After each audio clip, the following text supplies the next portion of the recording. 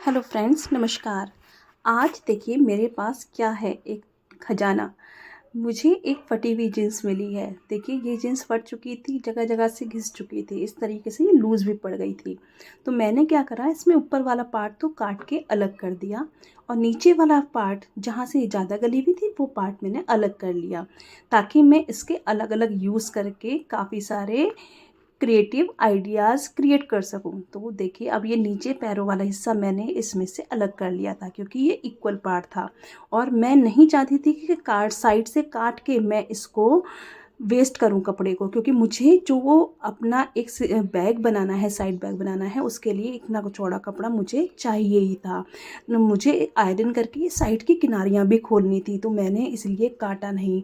और आप यकीन नहीं मानेंगे, जब मैंने इस वाले पीस को उधेड़ा था, और कितना छोटा सा पीस है, इसको उधेड़ने में लगभग मुझे 20 से 25 मिनट लग गए थे। और मैं इतनी परेशान हो गई थी कि बहुत ज़्यादा, क्योंकि आप सभी को पता है कि इसमें यानी कि जींस में जो सिलाई लगती है उसमें यूज़ होने वाला जो धागा होता है बहुत ज़्यादा हार्ड होता है, मतलब मजबूत धागा होता है। वो सिलाई मशीन में सिंपली जो हम धागा यूज़ करते हैं वो उसकी तरह नहीं होता है। उसको हम खींच के तोड़ सकते हैं, इसको हम खींच के तोड़ नहीं सकते। और इसके लिए मैंने फिर बाद में कटर का भी यूज़ करा था। ठीक है ना, ये जो कटर होता है जिससे हम उधेड़ लेते हैं कपड़ों को, मैंने उस कटर को भी यूज़ करा था। उस कटर को यूज़ करके मुझे 15 से 20 मिनट इस कपड़े को उधेड़ने में लगे थे। मैं बहुत परेशान हो गई थी, लेकिन मुझे उधेड़ना ही था, मुझे काटना नहीं था। तो मैंने 15-20 मिनट लगा के एक पैर को उधेड़ा और 5 मिनट तो आप यकीन नहीं मानेंगे, उसके धागा जितने भी उसमें बचे थे जींस वाले पीस में, उसको हटाने में ही मुझे लग गए थे। तो मैंने एक नए आइडिया निकाला, एक नए तरीका निकाला, जिसकी वजह से मैंने इस जींस को बहुत आसानी से उधेड़ दिया। और यकीन न मानिए, मैंने जो दूसरा वाला पीस ये उधेड़ा था, इसको उधेड़ने में सिर्फ और सिर्फ मुझे 2.5 से 3 मिनट लगे। कहाँ 15-20 मिनट और कहाँ 2.5 से 3 मिनट। तो चलिए आज ये आइडिया मैं आपको भी बताती हूँ। देखिए, जब हम इसको कटर से उधेड़ते हैं, हाथ से उधेड़ते हैं या कोई भी चीज़ उधेड़ते हैं, तो हमें कितना टाइम लगता है, ये मैं सामने आपको उधेड़ के दूसरे वाले पीस को दिखा भी रही हूँ। एक एक सिलाई को काटने में मुझे बहुत टाइम लग रहा है, क्योंकि इसमें बहुत हार्ड धागा यूज़ किया जाता है। तो अब हमने करना क्या है, इसको इजी तरीके से उधेड़ने के लिए सबसे पहले हमने इस पीस को उल्टा कर लेना है। तो उल्टा करने से हमें इसकी एग्जैक्ट सिलाई के बारे में पता चल जाएगा कि सिलाई किस साइड से किस साइड की तरफ लगी हुई है। अब देखिए, हमें 2 सिलाइयाँ इस पर लगी हुई हैं, जो कि हमें क्लियरली दिख रही हैं, दोनों सिलाइयाँ। अब हमें इस सिलाइयों में ये देखना है कि ये सिलाई किधर की साइड से किधर की साइड जा रही है। ये देखिए, ये सिलाई इसमें मैंने एक सिलाई इसकी निकाल दी है, दूसरी सिलाई मैं आपको दिखा रही हूँ। इसमें फंदी लगकर ये सिलाई लगी हुई है।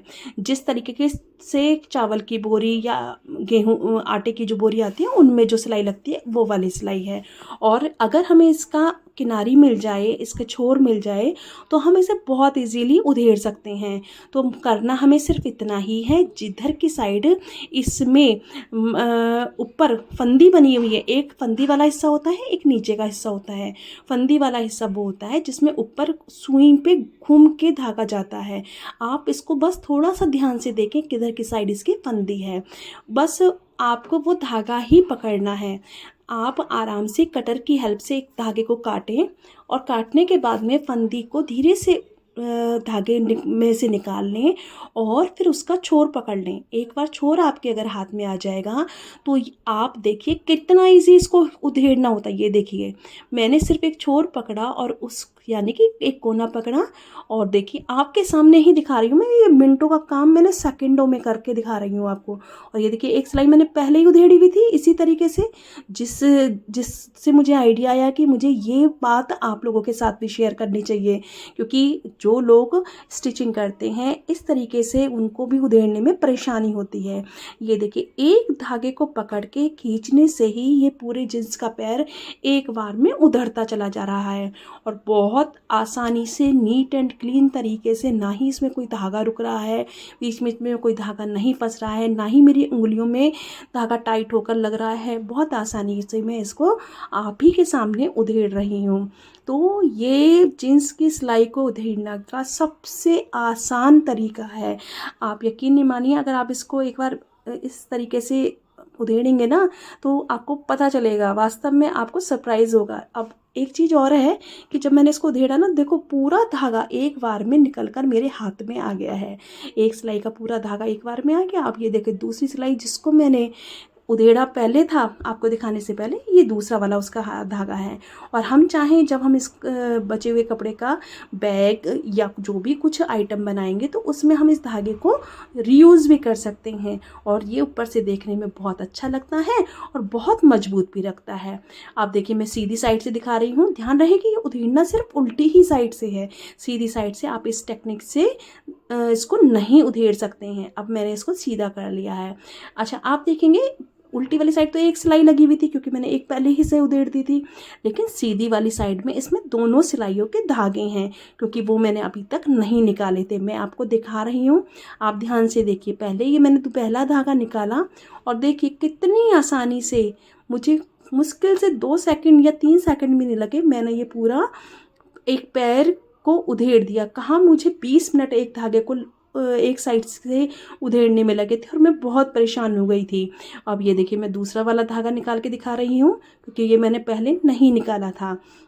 ये भी कितनी आसानी से इसमें से निकल रहा है।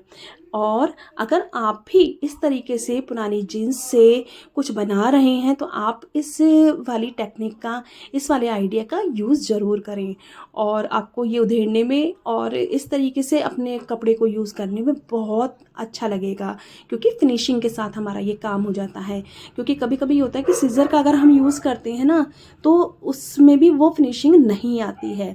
ठीक है ना। अब वो पूरा कपड़ा हमें मिल गया, आयरन से हम इसको सीधा कर लेंगे और साइड में से डार्क होने की वजह से ये जब सिलकर आएगा तो बहुत सुंदर लगेगा। अब आप देखिए इसमें नीचे वाली किनारी रह गई हैं, इस किनारी को भी हमें उसी टेक्निक से उधेड़ना है और ये भी बहुत आसानी से उधड़ कर तैयार हो जाएगी। अब आप देखिए ये हमारी जीन्स के ये दोनों पार्ट उधड़ कर मतलब क्लीन हो चुके हैं।